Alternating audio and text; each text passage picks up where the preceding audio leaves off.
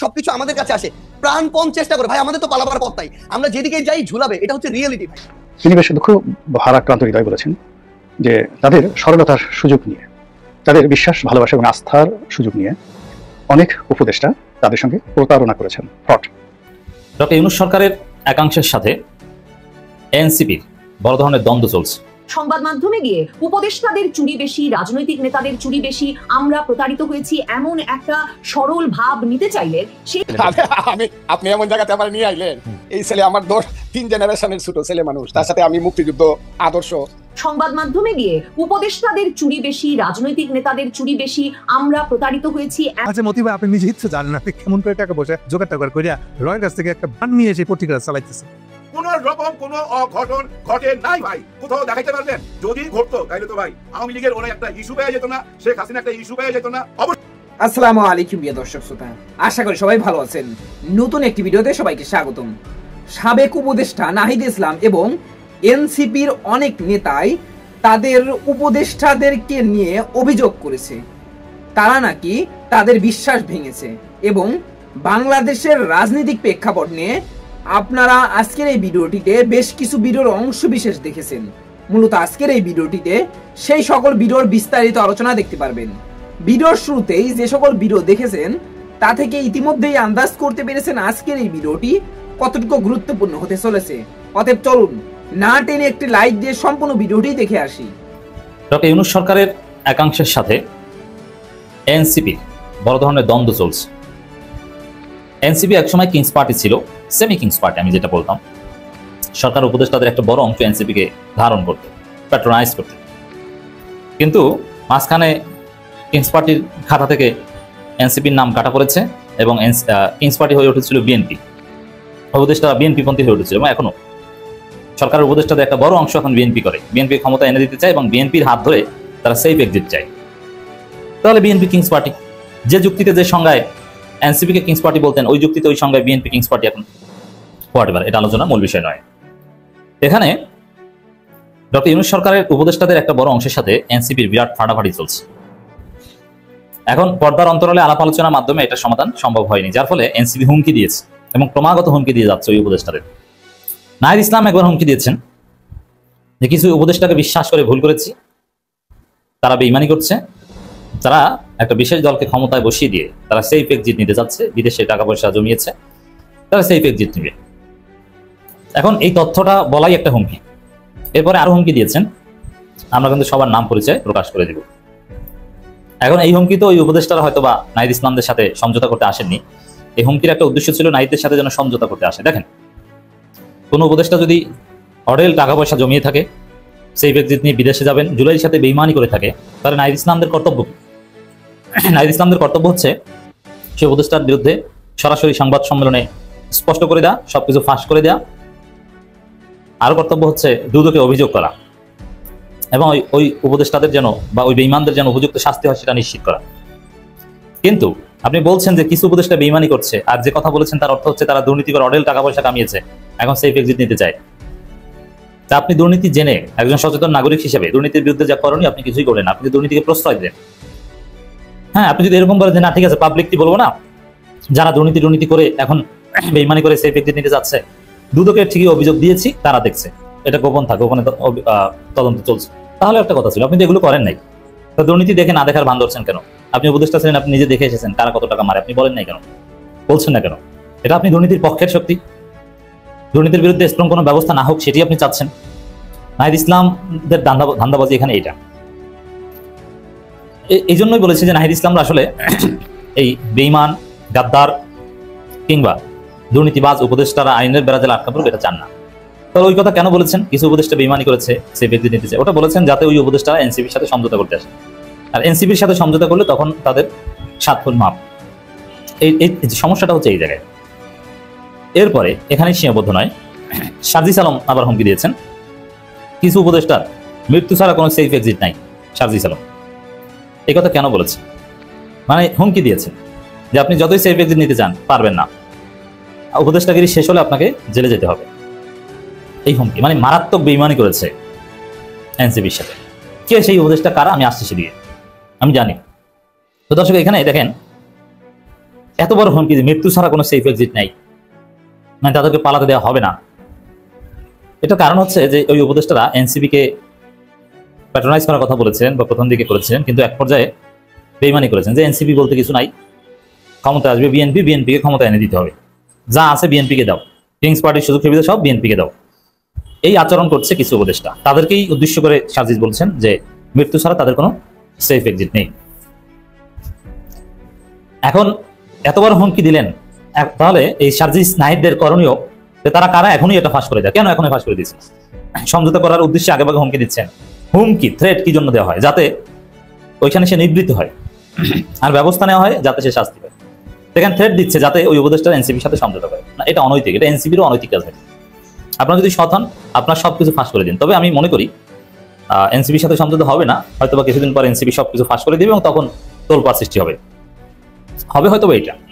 কিন্তু এখনই ফাঁস করুন, মানুষ জানুক, জুলাই রক্ষা পাক, গাদ্দারদেরকে জাতি চিনুক এবং সরকারের কোনো কিংস পার্টি না থাকুক। বিএনপি তো এখন কিংস পার্টি।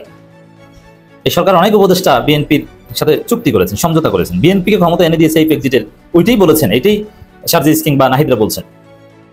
তো এইটা এখন বলে দিন, তাহলে একটা সুন্দর পরিবেশ তৈরি হবে, নির্বাচনের কোনো কিংস পার্টি থাকবে না, লেভেল প্লেইং ফিল্ড নিশ্চিত হবে।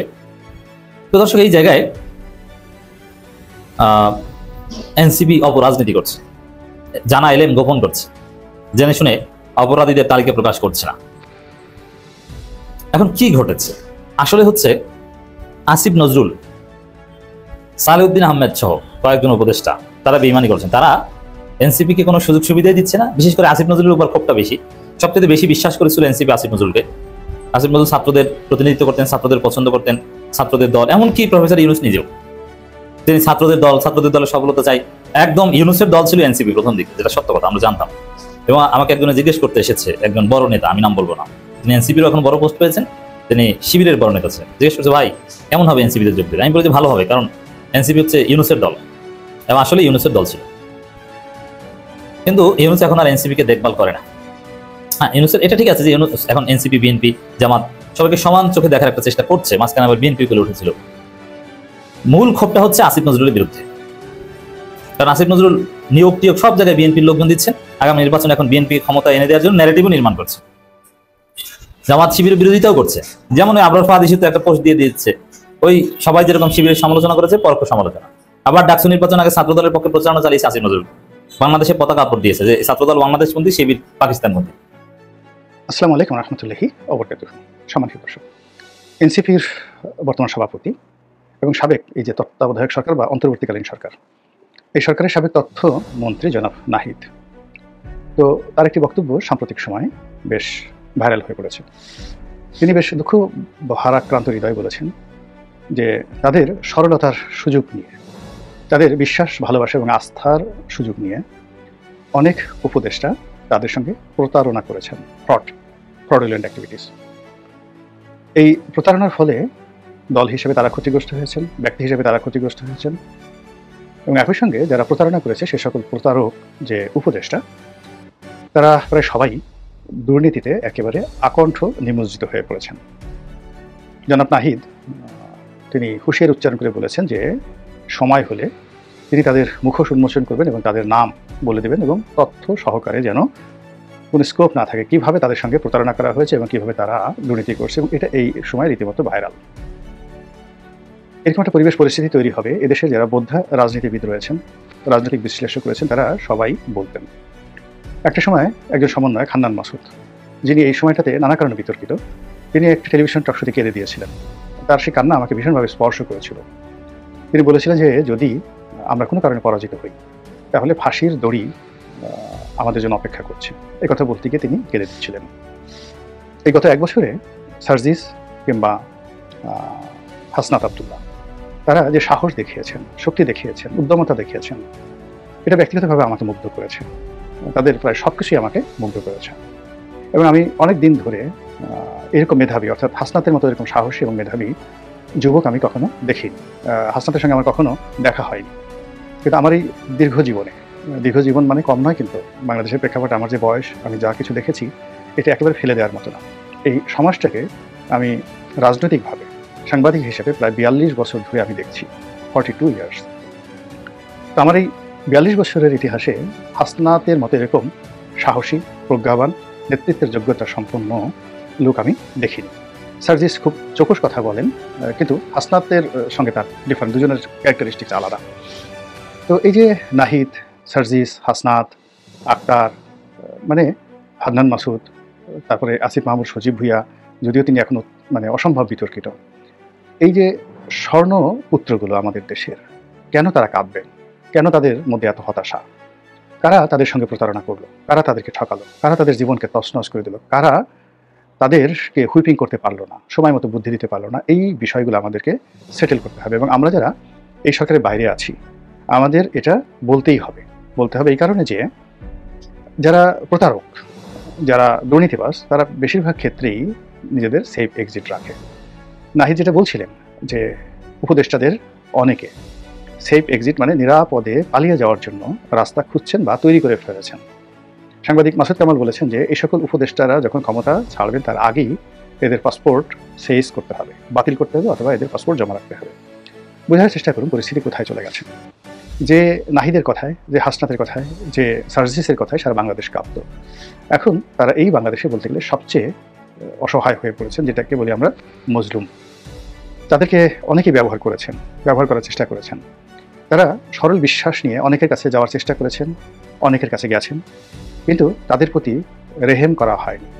রহম, আরবিতে রহম যেটাকে বলা হয়, এটাকে হিন্দিতে বলা হয় রেহেম।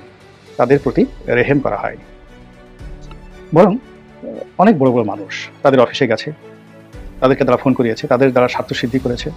তারা বুঝতেও পারেনি যে একজন সমন্বয়কে দিয়ে টেলিফোন করে, হাসনাতকে দিয়ে টেলিফোন করে কোনো ধড়িবাজ রাজনীতিবিদ বা কোনো উপদেষ্টা সেখানে অর্থ কামিয়ে নিয়েছে, স্বার্থ কামিয়ে নিয়েছে, এটা তারা বুঝতে পারেনি। কিন্তু এখন যখন তারা বুঝতে পেরেছে তখন তাদের আসলে করার কিছুই ছিল না। আমি গতকাল একটি টেলিভিশন টকশোতে বলেছি যে জনাব নাহিদ তিনি খুব স্বপ্নবিলাসী ছিলেন। তা না হলে একটা মন্ত্রীর পদ ছেড়ে দিয়ে তিনি একটি রাজনৈতিক দলের নেতৃত্বে আসতেন না। এবং এখানে নাহিদদের সঙ্গে আমাদের যারা এই প্রজন্ম আমরা আছি, আমাদের ডিফারেন্স হলো আমাদের যে অভিজ্ঞতা, সেই অভিজ্ঞতাটা তারা সবসময় স্বপ্ন দিয়ে অতিক্রম করতে চেয়েছে। আমরা জীবনের যে যুদ্ধ, সেই যুদ্ধের হাতুড়ি দ্বারা যে জিনিসগুলো আমাদেরকে পিটিয়ে পিটিয়ে শিখতে বাধ্য করা হয়েছে, ঠিক সেই বিষয়গুলোতে পরবর্তী প্রজন্ম, এখন যারা নাহিদ যে ভুলগুলো করছেন বা করে ফেলেছেন, আগামীতে নাহিদের সন্তানেরও একই ভুল করবে। এখানে যেটি দরকার সেটি হলো নবীন এবং প্রবীণের সম্মিলন। দুর্ভাগ্য, তারা যে সকল প্রবীণের কবলে পড়েছেন এরা সবাই চরিত্রহীন, ধড়িবাজ, ব্যক্তিগত জীবন তাদের কিচ্ছু নেই, না ধর্ম, না কর্ম, না সফলতা, না শান্তি, না সুখ, কোনো কিছু নেই। এদের পরিষ্কার পরিচ্ছন্নতা থেকে শুরু করে, মানে এদেরকে মানুষ কেন বুদ্ধিজীবী বলে, কেন দার্শনিক বলে, আমি এদেরকে বুঝি না। এদের কাছাকাছি আমি দেখেছি, এদের কাউকে আমার ভালো মানুষ মনে হয়নি। নাহিদ সার্জিসদের সবচেয়ে বড় দুর্ভাগ্য হলো তারা এই বাংলায় তাদেরকে হুইপিং করার জন্য, তাদেরকে বুদ্ধি দেওয়ার জন্য, পরিচালিত করার জন্য ভালো কোনো মানুষ পাননি। কেউ হয়তো ভালো কিন্তু অর্ধ উন্মাদ, কেউ হয়তো ভালো কিন্তু মেন্টাল সাইকোপ্যাথি রয়েছে, কেউ হয়তো দেখা গেল যে অতি পণ্ডিত, কেউ সফল নেই। তো নানা রকম দুষ্ট বুদ্ধি দিয়ে, দুষ্ট কর্ম মানে করার জন্য প্রলোভন দিয়ে এই যে একটা এনসিপির মতো একটা সম্ভাবনাময় দল, তাদেরকে শেষ করে দেওয়া হয়েছে। আমি একেবারে প্রথম দিন থেকে অনেকের কারণে আমার প্রতি বিরক্ত ছিলেন, হয়তো এখনও আছেন। ছাত্রদের এই সরকারে যোগ দেওয়াটা আমি কখনোই সমর্থন করিনি। আমি রাজনৈতিক দলগুলো যারা ক্যান্টনমেন্টে গিয়েছেন, জামাত গিয়েছে, বিএনপি গিয়েছে, সবাই গিয়েছে, ক্যান্টনমেন্টে গিয়েছে, এটা আমি পছন্দ করিনি। এর কারণ হলো পুরো শেখ হাসিনা রেজিমে যে ক্যান্টনমেন্ট তার অনুগত হিসেবে কাজ করেছে, সেই ক্যান্টনমেন্টে যারা গিয়েছেন তারা কোন বিশ্বাসে গিয়েছেন, কেন গিয়েছেন, কোন ভরসায় গিয়েছেন, আমি এটা বুঝতে পারি না। আমি যখনই বুঝতে পারিনি তখনই মনে হয়েছে যেটা আমি বুঝতে পারি না সেখানে তো ভুল হওয়ার সম্ভাবনা থাকে। তো এই রাজনীতি আমি যেভাবে দেখেছি, এখন এই সরকারে যারা আছেন বলেন তো কেউ সংসদ সদস্য ছিলেন কিনা, মন্ত্রী ছিলেন কিনা, এমপি ছিলেন কিনা, বা সত্যিকার অর্থে তাদের প্রশাসনিক অভিজ্ঞতা কি, কিচ্ছু নেই। কয়জন জেনারেল তাদেরকে ইতিপূর্বে স্যালুট দিয়েছে, এদেরকে কয়দিন তারা ক্যান্টনমেন্টের অনুষ্ঠানে গিয়েছেন, এদের সাথে ক্যান্টনমেন্টের খাতির হবে কেন? নর্মালি এই যে যারা গিয়েছেন, যে অবস্থা হয়েছেন, দেখেন সেখানে যারা ঝানু রাজনীতিবিদ, সেই জামাতের লোক বলেন কিংবা বিএনপির লোক বলেন, তারা কিন্তু সেখানে গেছেন, তাদের ভুল হয়েছে, কিন্তু তারা সিদ্ধান্ত নিতে ভুল করেনি, তারা কিন্তু নিজেদের প্রতিনিধি দেয়নি।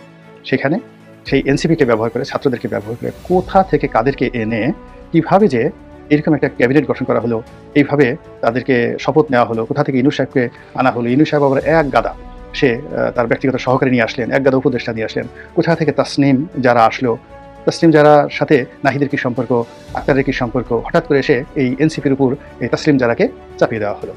এখন এই যে তাসলিম যারা, আমরা কি একটা নির্বোধ জাতি? আমি আশা করছি সম্পূর্ণ ভিডিওটি দেখেছেন এবং এই ভিডিওর সাপেক্ষে আপনার কি মতামত অবশ্যই কমেন্ট বক্সে জানিয়ে যাবেন। ভিডিওটি ভালো লেগে থাকলে শেয়ার করতে ভুলবেন না। আমাদের এই চ্যানেলে নতুন হয়ে থাকলে চ্যানেলটি সাবস্ক্রাইব করে চ্যানেলের পাশে থাকবেন। আর যারা ইতিমধ্যে চ্যানেলটি সাবস্ক্রাইব করেছেন তাদেরকে অসংখ্য ধন্যবাদ। দেখা হবে নতুন কোনো ভিডিও নিয়ে, ততক্ষণ সবাই সুস্থ থাকবেন। আল্লাহ হাফেজ।